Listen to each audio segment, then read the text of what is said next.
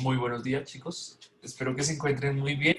Buenos Buenos días, días, querido profe. profesor. Buenos días, profe. Buenos días. Buenos días, profe. Bueno, me alegra que estén muy bien. Vamos colocando nuestras cámaras para poder vernos, visualizarnos.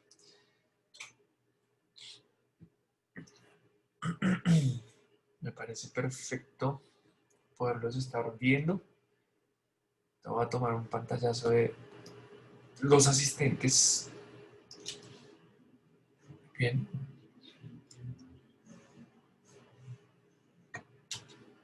Genial. Listo. Gracias a los chicos que están colocando sus cámaras. Santiago, Paula, María José, Mariana, Camila, Paula Rojas, Sergio Moreno, Julián, Esteban. A que vayamos colocando nuestras cámaras, porfa. Mariana Ruiz, María José Rodríguez, Esteban Montoya, William Morris, Paula, Camila Parra. Bien. Bueno, listo. La idea, chicos, es vamos a tener 3 momentos esta clase. Espero que esto les ayude muchísimo y este tiempo les ayude también muchísimo para empezar a dejar algunas cosas listas. Dentro de 8 días tenemos exposición de nuestra asignatura de historia, ¿cierto? Entonces es necesario que tengamos allí todo preparado, ¿listo? Y esta sesión pues va a ser para eso. Yo voy a abrir el tema el día de hoy, voy a empezar a darles como esos visos para que entendamos en qué consiste la dictadura latinoamericana, en qué momento se da, y cómo mirar todo el contexto para entrar a revisar las dictaduras de cada uno de los países elegidos por los grupos, ¿listo? Eso en un primer momento. El segundo momento que vamos a tener, chicos, es específicamente el regalo literario, y el siguiente va a ser el trabajo en grupos. Entonces yo voy a dar, vamos a empezar con el regalo literario.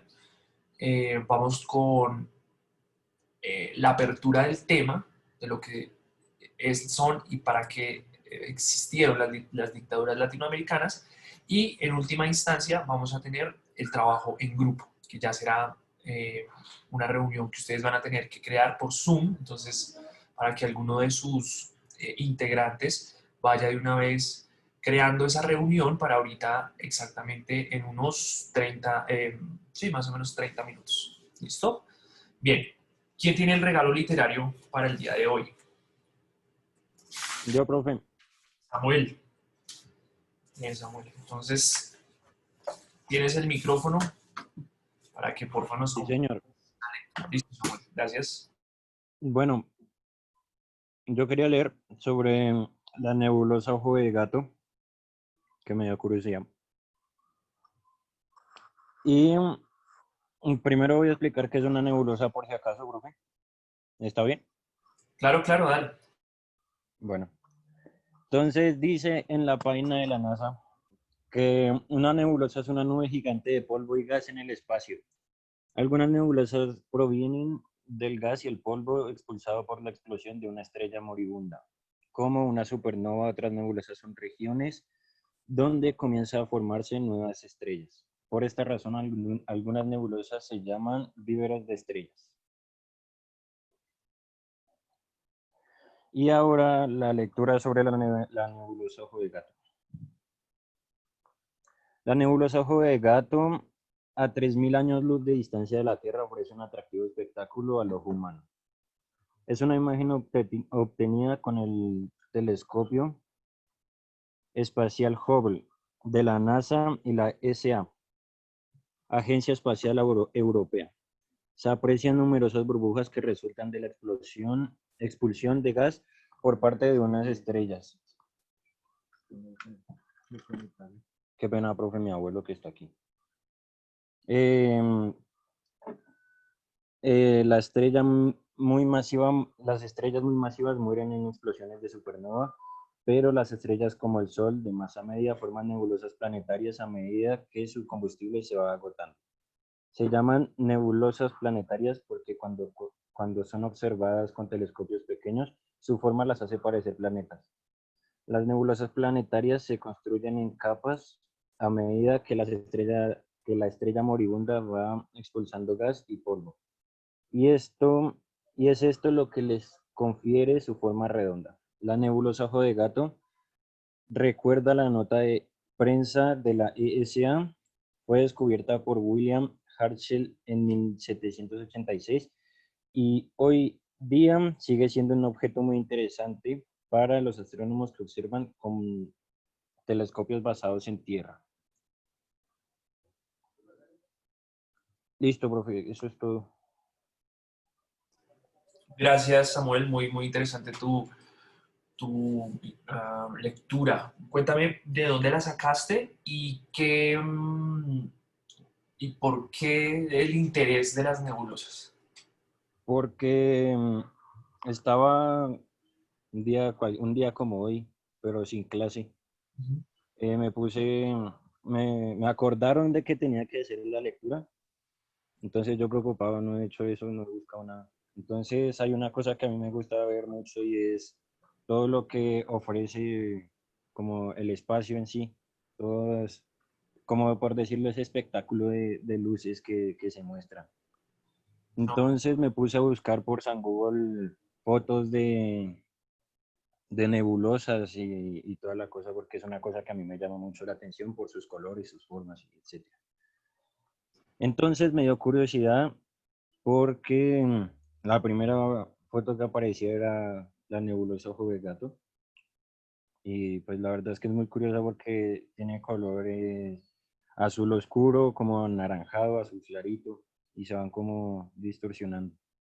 Entonces es muy chévere. Entonces me dio curiosidad por ver y busqué, y pues ahí salió el tema. genial, me parece muy, muy interesante.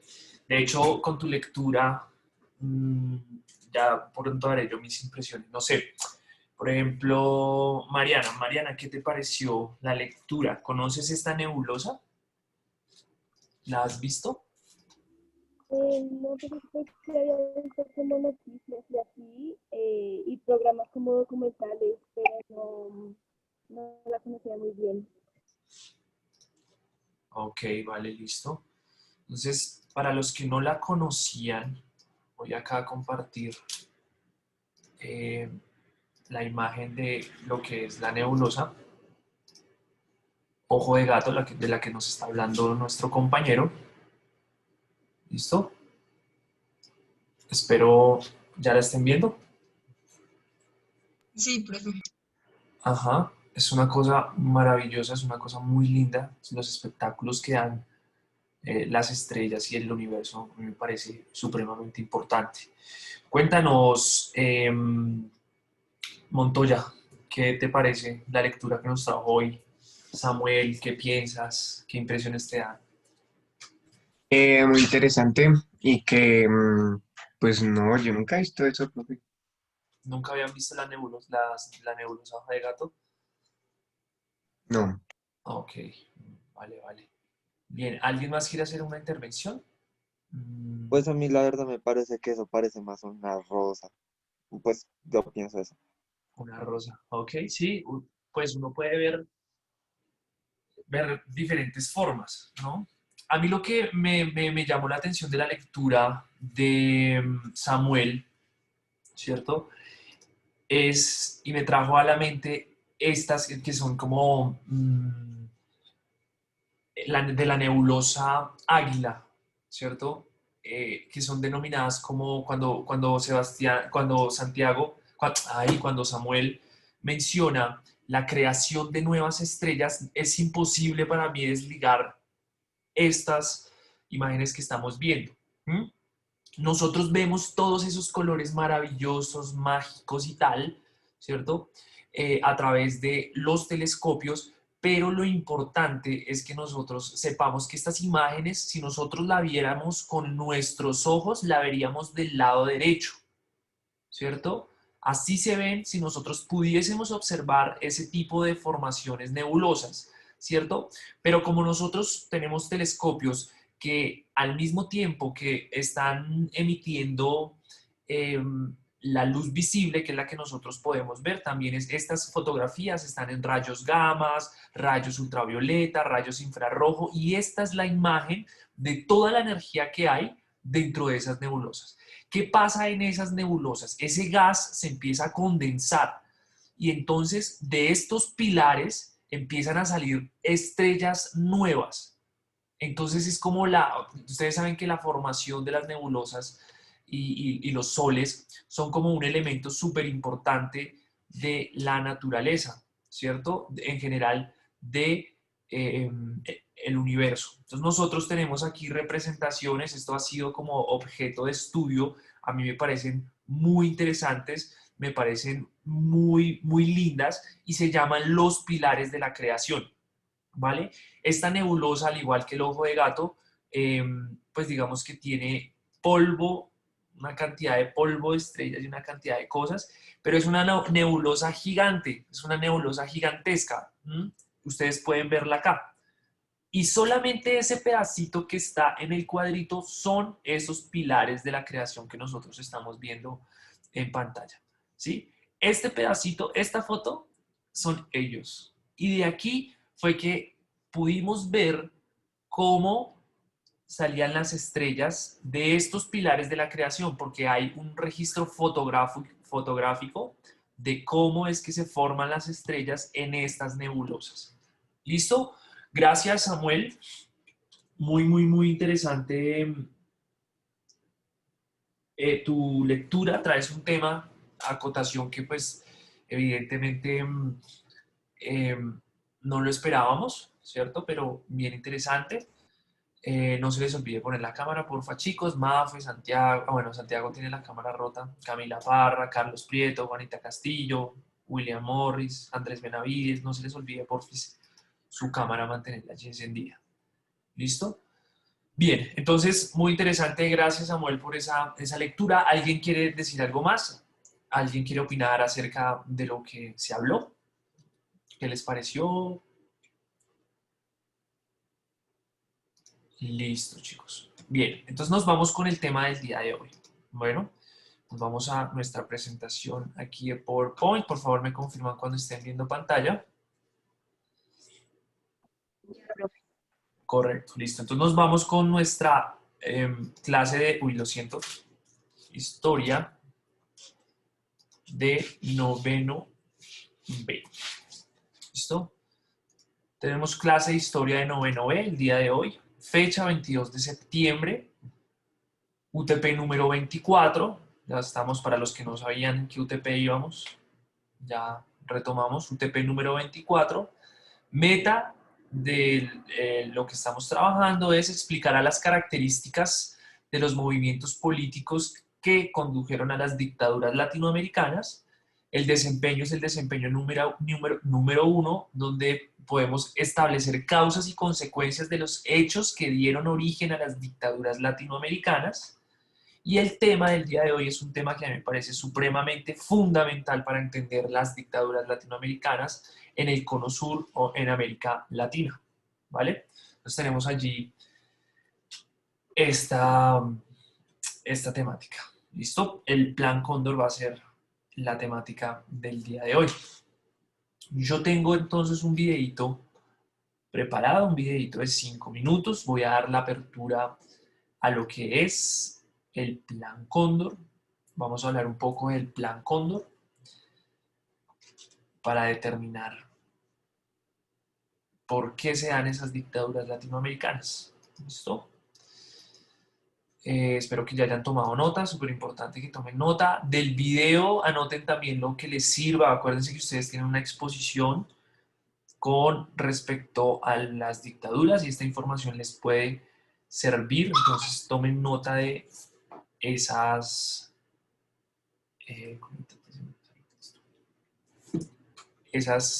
partes, ¿listo? Bien. ¿Ya puedo dejar de compartir esta o ya la tienen allí consignada? Sí, señor. Listo. Bien, entonces ya tenemos ahí esta información. Entonces nos vamos de una vez con lo que significó el Plan Cóndor. ¿Listo? Espero que Vuelvo y digo, tomen nota de lo que ustedes necesitan y nos fuimos con esto. Hola, ¿qué tal? ¿Cómo les va? Hoy vamos a hablar sobre el Plan Cóndor. ¿Y qué fue de esta operación?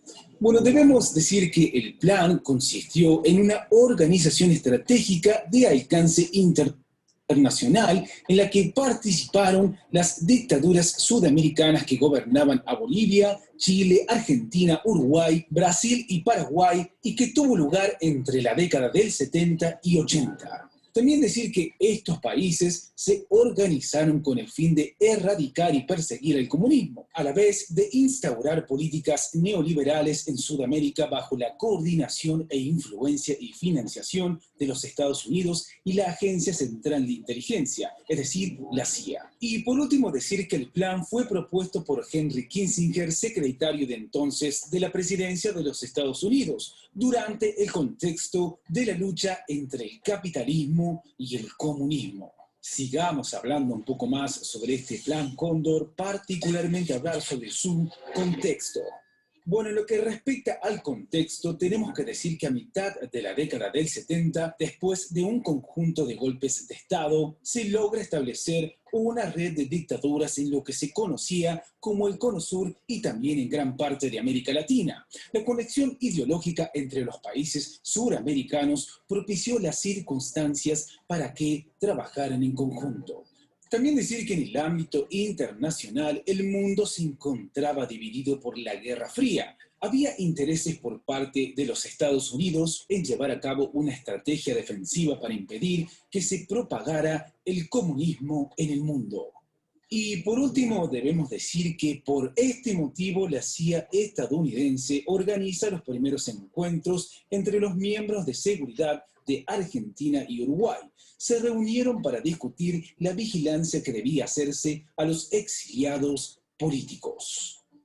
Continuemos hablando sobre los objetivos que se tenía con este Plan Cóndor. Bueno, decir que el principal objetivo de esta coordinación internacional fue tanto luchar contra el comunismo de la región como instalar nuevas políticas neoliberales. Para llevarlo a cabo, el plan pretendía acabar con todo aquel que supiese una amenaza para las políticas liberales que planteaba los Estados Unidos.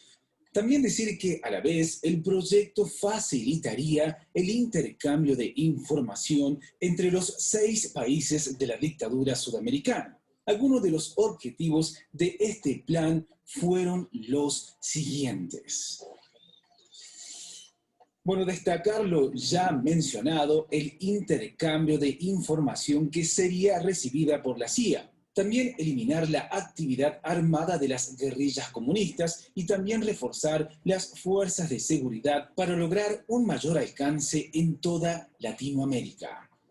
Y por último, mencionar la persecución, vigilancia, detención y tortura de aquellas personas que fuesen consideradas amenazas para las políticas del orden instaurado.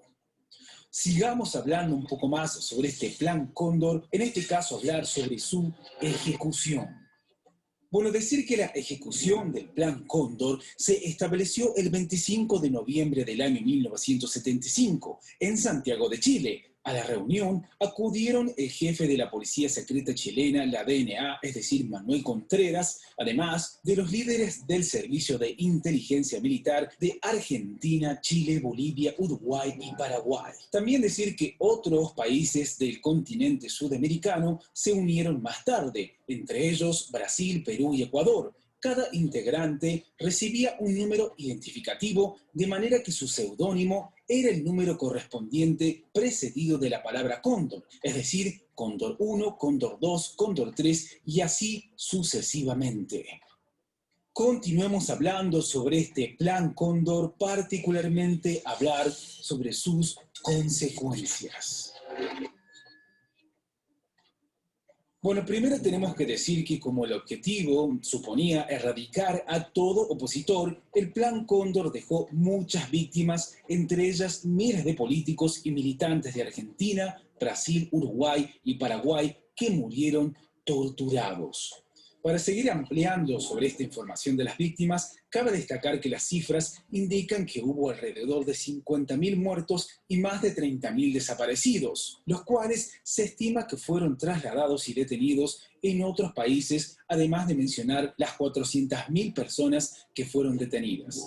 Y por último decir que el ambiente de tensión en los países afectados durante esta época supo ser asfixiante. Se tenían en obsesiva vigilancia a los enemigos públicos y toda la población en general se encontraba reprimida. Bueno, esto es todo por hoy. Como siempre les decimos, chequeen los videos de nuestro canal que seguramente les serán de muchísima utilidad. ¡Hasta la próxima!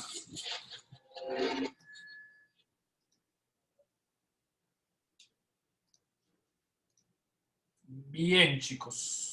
Bueno, algo rápido habla el tipo, mira, mucha información, ¿cierto?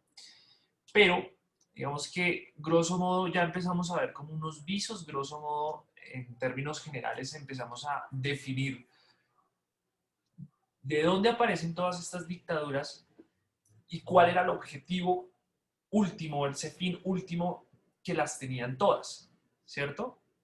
Entonces, reconocer una misma causa de, de esos,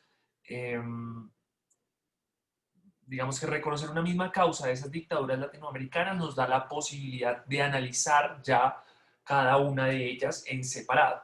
¿Listo? No sé si tienen alguna duda o comentario sobre lo que se dijo en el video, sobre lo que significó el Plan Cóndor y qué consecuencias trajo. No sé si haya dudas con respecto al video.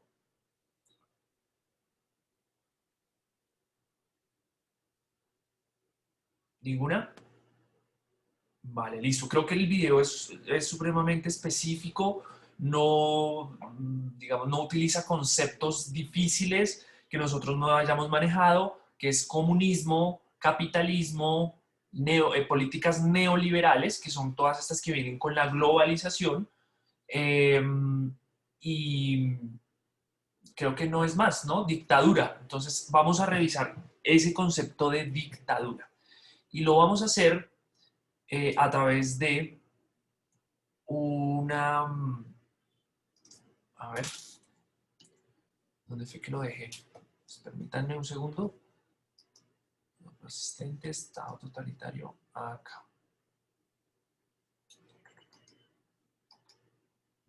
Bien.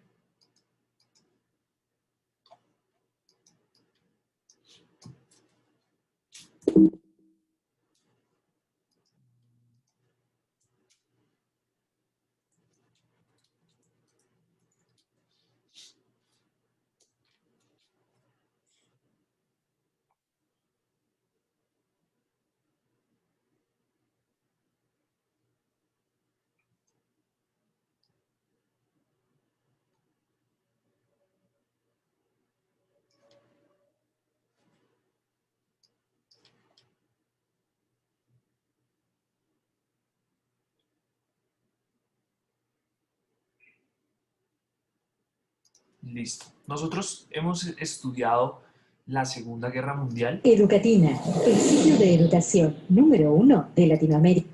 Entonces, vamos a analizar desde la política, ¿cierto? Desde las ciencias políticas vamos a analizar qué es un Estado totalitario a través de este video. ¿Listo?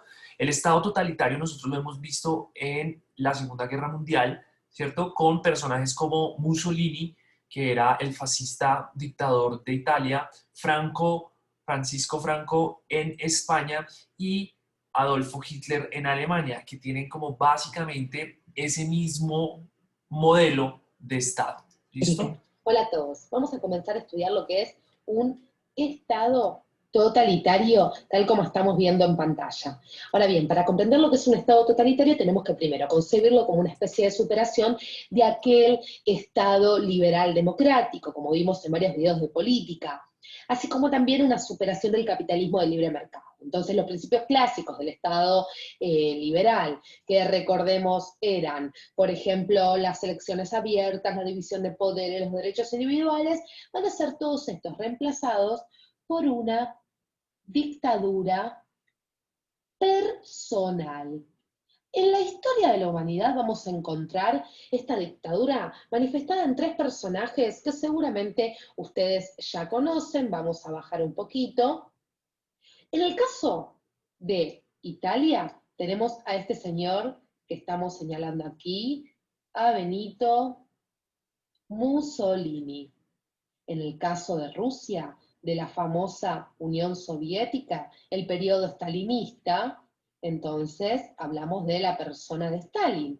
Y en el caso de Alemania, encontramos a este famoso señor, Adolf Hitler. Vamos a agregar aquí que a Mussolini lo encontramos en Italia con el fascismo. Recordemos, o mejor dicho, les cuento para que ustedes recuerden, que el periodo stalinista, ejemplo paradigmático de un estado totalitario dentro de la Unión Soviética, fue, por ejemplo, desde el año 1924 al 1953. Alemania e Italia tuvieron sus estados totalitarios durante, por ejemplo, la Segunda Guerra Mundial hasta 1945, año en el que asesinan a Mussolini y en el que luego se suicida Hitler. Muy bien, vamos a ir a ver las características de todo estado totalitario. Luego en otros videos vamos a ir caso por caso. Es decir, vamos a hacer un video de Italia, de Alemania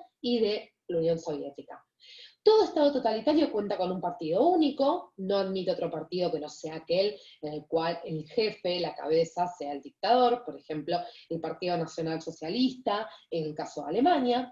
Hablamos de una fuerte propaganda política y una censura y manipulación de la opinión pública, grandes movilizaciones masivas aclamando por ejemplo, al Duce, a aquel Benito Mussolini de la Italia fascista.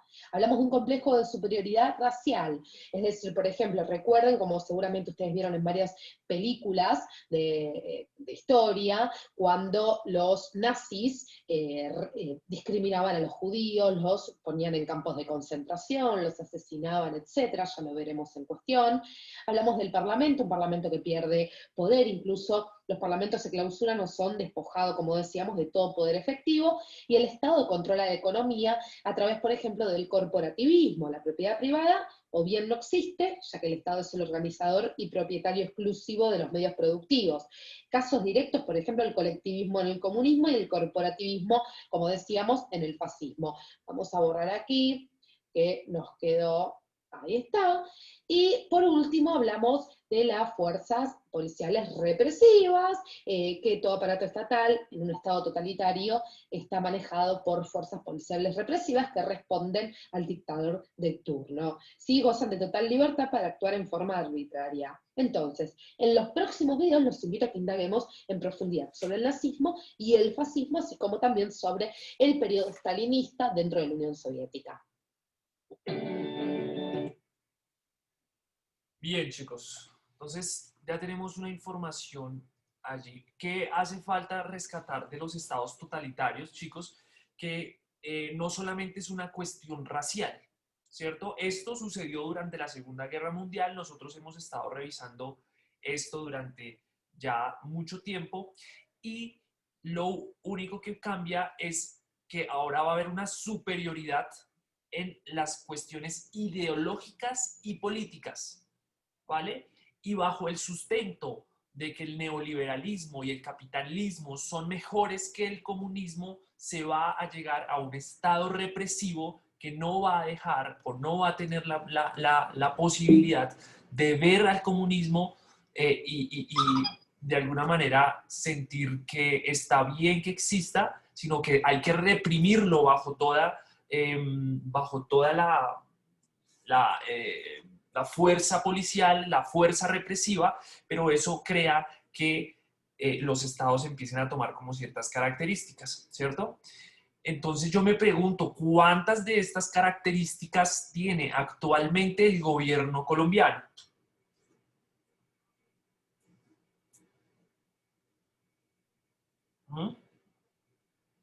¿Será que algunas de estas características de dictaduras, de estados totalitarios, ¿cierto?